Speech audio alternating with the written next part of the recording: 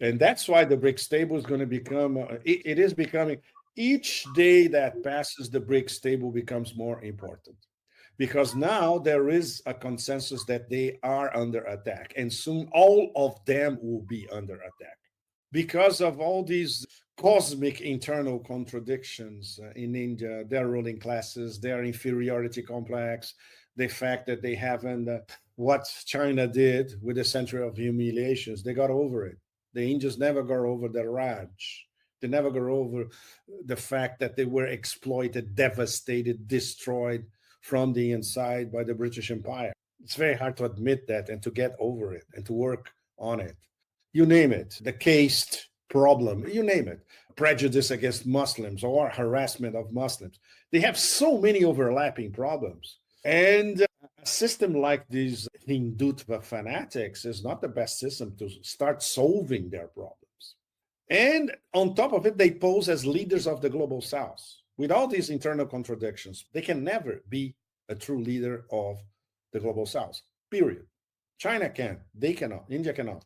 It's crazy because now we are imagining that a third player, an outside player like Russia, can diplomatically explain to the Indians that it's in their best interest to act like a global South sovereign power, like Russia, China, and Iran act. So in fact, it was not her. The guy who came up with that was Kurt Campbell. He was the number 2 at the State Department at the time. He conceptualized pivoting to Asia. And then Hillary, she said, it's my idea. It was not. She stole it. And then she published a huge piece on foreign affairs talking about pivoting to Asia. That was 2010. Absolutely. So even before 2010, the American ruling classes, the people who run the show, they're already thinking, yes, we have to concentrate over there, all across Asia. They were thinking about China, but laterally, underneath, they were also thinking about Russia.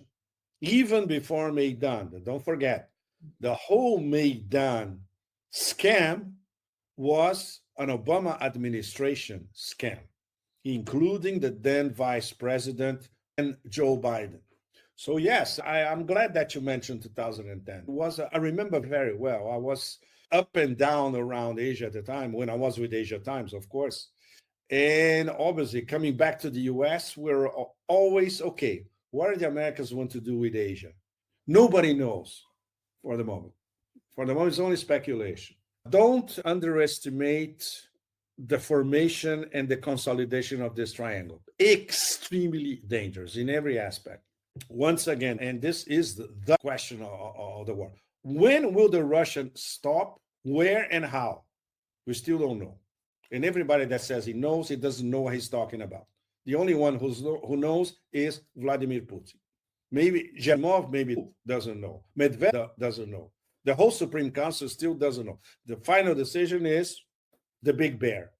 And of course, the pressure will mount because then, okay, we crossed the Dnieper. We keep going. Yes, we keep going. All the way to Odessa. Why not? Let's go all the way to Odessa. Especially now that after Odessa, Transnistria. So, all the doors will be open, right? But at the same time, the Russians are looking at how direct attacks inside the Russian Federation are bound to increase sooner rather than later. That's where these NATO surveillance planes over Crimea day after day for a few weeks now, that's where they fit in. They are going to come up with something in Crimea, and it's going to be a terror attack, most probably. How is Russia going to react to that? This gradualist approach is reaching the limits, right? What our friends in Moscow, businessmen, I've been hearing from them for 2.5 years now, this almost war cannot be an almost war anymore. This transition from SMO to counter-terrorist operations, CTO, it's not announced yet. It's forming. Trump doesn't know anything about foreign policy anywhere in the global South. He still doesn't know what BRICS is. Can I give you probably the best quote of these past few days? I'm going to quote Trump verbatim, starting now. When I heard about this group from BRICS, So it's a group from BRICS. It's not the BRICS group. 6 countries basically. So he doesn't even know how many are BRICS and BRICS partners. I hit them very hard. And if they ever really form in a meaningful way, so according to Trump, BRICS is not even formed. It will end very quickly, I'll tell you. They won't be gone very long. I don't think they'll even do it. Do it means, in his mind, de-dollar. In his mind, the only thing that registers is this group of 6 or whatever, unformed, blah blah blah, is de-dollarizing, and this is anti-American. This is the only thing that registers in Trump's mind. I don't think they'll even do it. They're virtually afraid to me.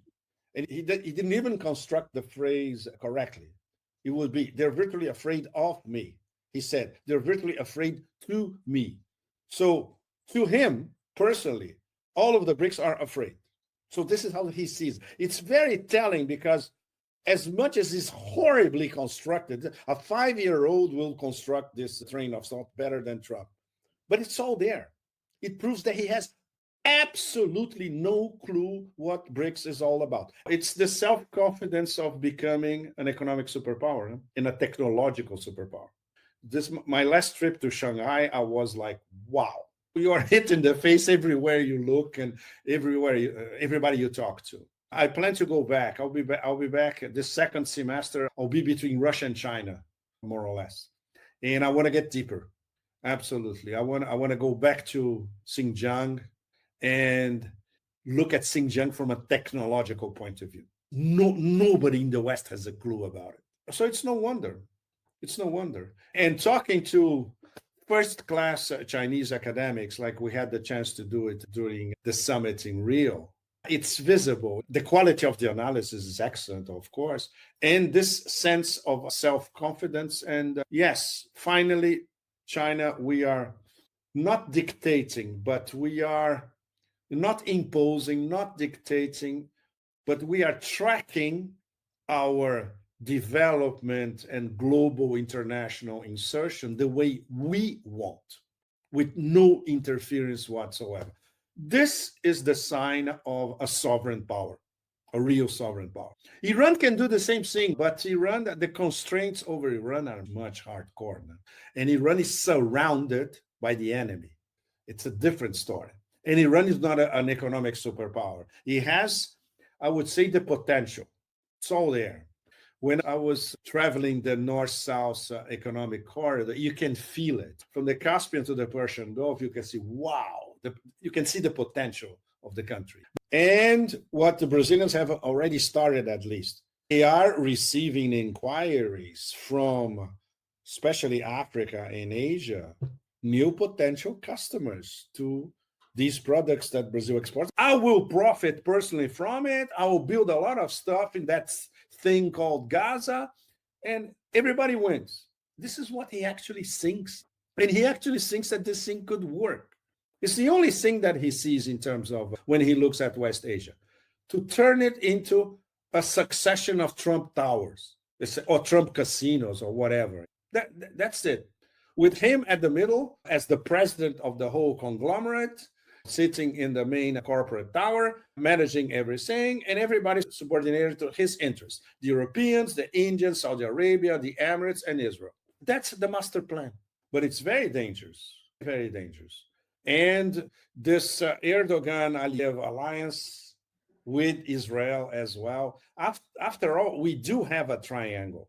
Ankara, Baku, Tel Aviv, it's a working triangle over there. Extremely dangerous. And this is the number one explanation why Israel continues to get oil from the BTC oil pipeline. There's no other explanation, because the triangle they are conforming the triangle. Okay, where we go next? What are our next moves? Their interests theoretically align. Erdogan and Tel Aviv, they have more interests aligned themselves than separating them. All this, I would say, fog of war with the Druze in Syria, it's fog of war. This could have been, in fact, directly organized between Israel intelligence and Turkish intelligence India is already very close to Russia and wants to get closer with Brazil. So we still remain with the number one issue to be solved, possibly in the next few months, which is India, China. And the only ones who can solidify finally the relationship are the Russians. And it's in their interest and it's in BRICS' interest to solidify that. So let's see how it works. And for instance, many Chinese academics, I was listening to them say directly, which is something the Chinese always go through metaphors, images, historical analogies. In this case, they were saying the trust between China and India is lost. That's very serious. So, how do you recover this trust? The only ones who can make it happen or accelerate this happening are the Russians. So, let's see. The Russians will have a crucial role in this next less than a year and a half. The summit in BRICS summit in India will be probably end of next year in India, to put them on the same table and say, look, we are all being attacked now by the same player. So are we going to get together for good or what? Are you in or out? So the decision is with people backing Modi, not necessarily Modi himself, but the people backing him. So there will be escalations, no question, including this possible terror attack in Crimea, or several terror attacks in Crimea, and long-range missiles striking inside the Russian Federation. They need to provoke Russia to do something. The problem is Russia won't be provoked. Look, they were provoked with an attack on 1/3 of their nuclear strategic assets, and they did not respond accordingly. They are always postponing the response because when the real response comes, it's going to be something off the charts. And the Russians prefer that. Coup de grâce, as we say here in France, the coup that destroys your enemy for good. So it's fascinating to see, but when you understand the Russian mentality, you understand this waiting and preparing and not overreacting. And it's very hard for many of us, especially all of us who are products of the West, to understand that. But after a while, when you understand how they think, it makes sense from their point of view, totally. And the way that, why this is not a war. No, it's just a military operation, a police operation. And now a police operation mixed with a counter-terrorist against a bunch of terrorists. The real war is not this one. The real war is becoming, we have to be prepared for that one. This one is easy. So we have a lot of little Trumpinos, mini Trumps in the swamp. Wow. And of course, the Zionist lobby, the number one of them all, of course, they convinced him to bomb Iran, literally, which could, depending on the Iranian answer, this could have been the beginning of World War III. It was not because the Iranians look at the big picture and I said, no, it's not now, it's later. And it may be later or it's later.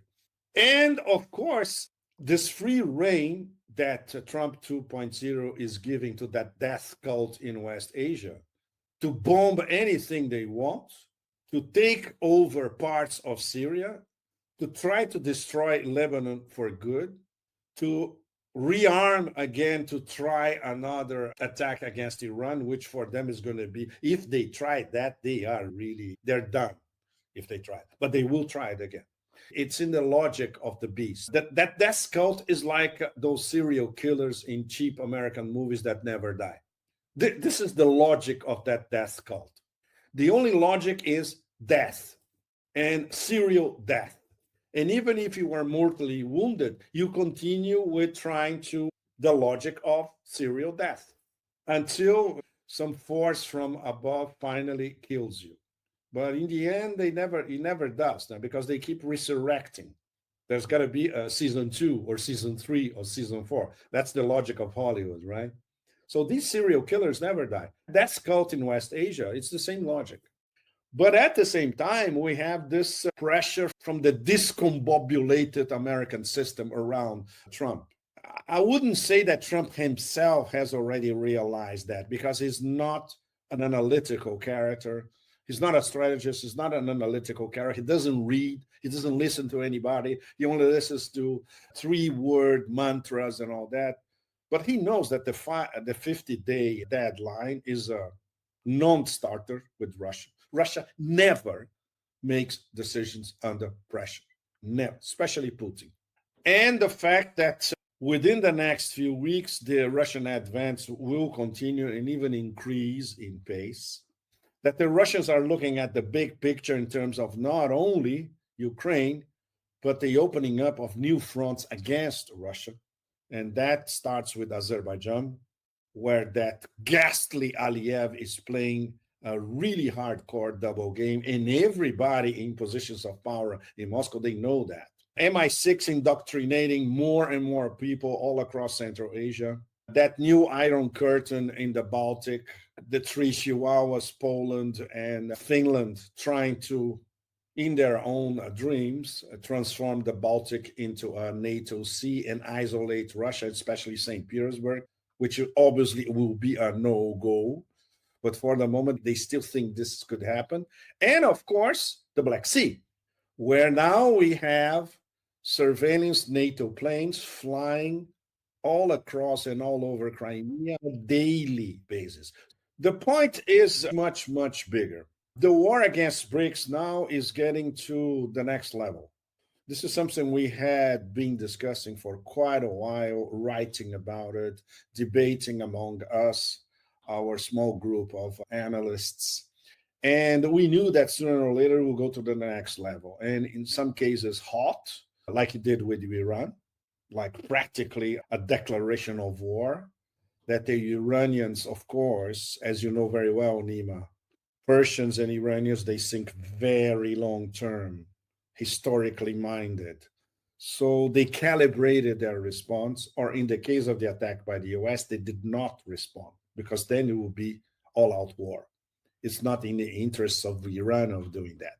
In the case of Russia, of course, the circus ringmaster and the people around him, his donors, the real people running the show, the American ruling classes, they found out, of course, they found out what they already knew, that you cannot make Russia bend over, whatever you do. So they're back to threats once again. This stupid threat of 50 days, 100% tariffs, 500% tariffs, 1,000,000% tariffs. Nobody pays attention to this stupidity anymore. But it's the language of threats, bluster, of course, all mixed with hubris all the time. And the Russians, as you know very well, and our audience knows very well, they are realists. But it's still a bit far compared to China. That's the difference. But at the same time, when you are in Iran, you feel that you are in a sovereign power. And the way Iran deals with all these challenges and so much pressure from all across the West, and they resist. It is extremely impressive.